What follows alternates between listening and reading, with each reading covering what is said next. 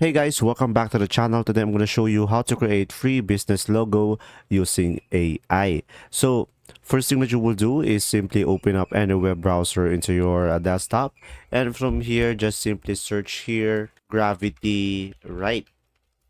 And after that just simply go over here gravitywrite.com, and from here just simply log in into your account, or if you don't have an account you can just simply continue with your Google.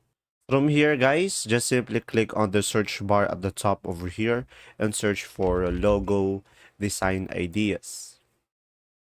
And from here, as you can see, just provide the brand name, and after that just provide what your business is about.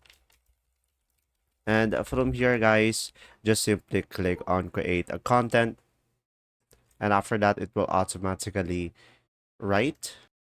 And after that just simply go ahead and select the logo ideas over here, and after that just simply go to ideogram, and from here just click on this ideogram.ai, and you can continue with Google. And once you have continue with Google or sign in into your account, just simply create a profile.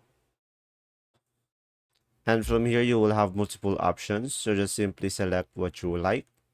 So let's say I'm going to go for this. And from here, just go to prompt and tap on use.